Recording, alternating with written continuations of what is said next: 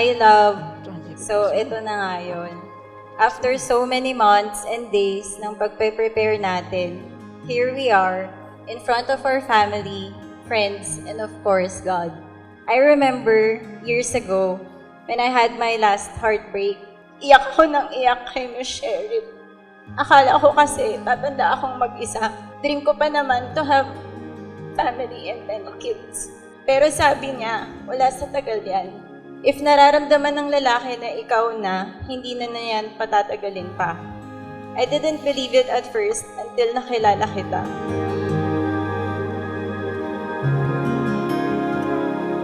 Hindi ako yung taong sumasabay sa mainstream o sa uso. Sinusundan ko lang kung ano rin kung nararamdaman para sa'yo. Jeramil, bukod sa pagdating sa araw ko, tamang oras, uulitin ko, binago mo ko. Pinakita mo sa akin ang katotohanan ng buhay na kahit madami akong doubts, kailangan ko lang maniwala sa sarili ko. Nung hindi ako handa sa laban, nandun ka. Sa'yo lang ako naging sigurado. Uulitin ko. Sa'yo lang ako naging sigurado.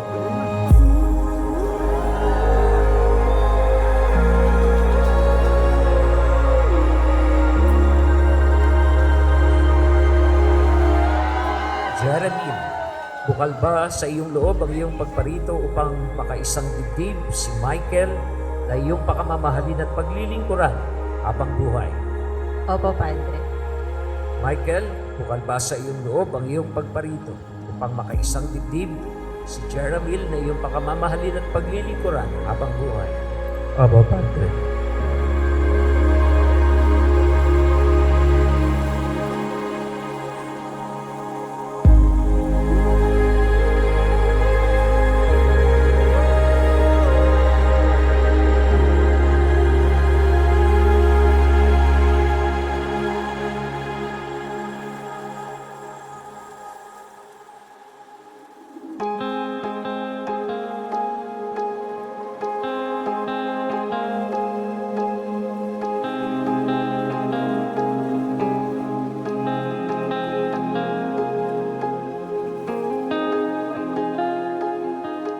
Ang pag-ibig ng ating Panginoong Diyos ay sumasa inyo dahil kayo ay nag-iibigan. You are responding to the will of God.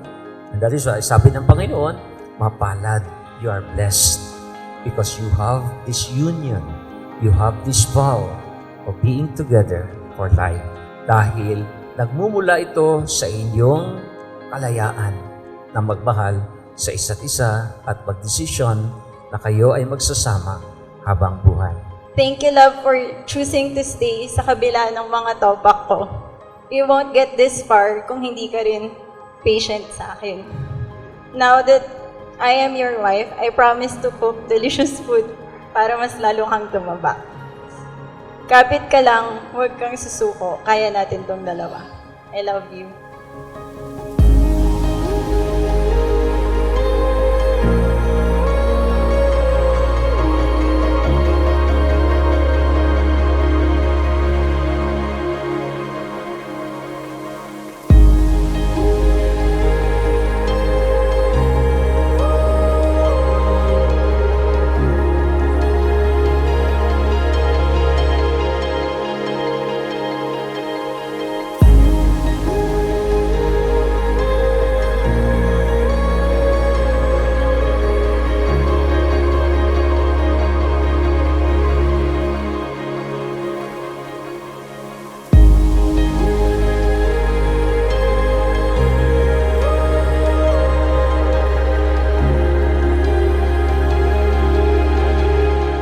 On our first anniversary, nag-propose ka.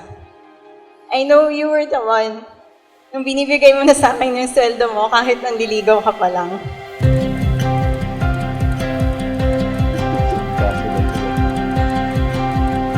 Walang... Solid.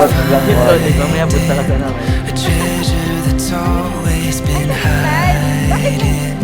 The first time that I see inside it and realize it's always been you.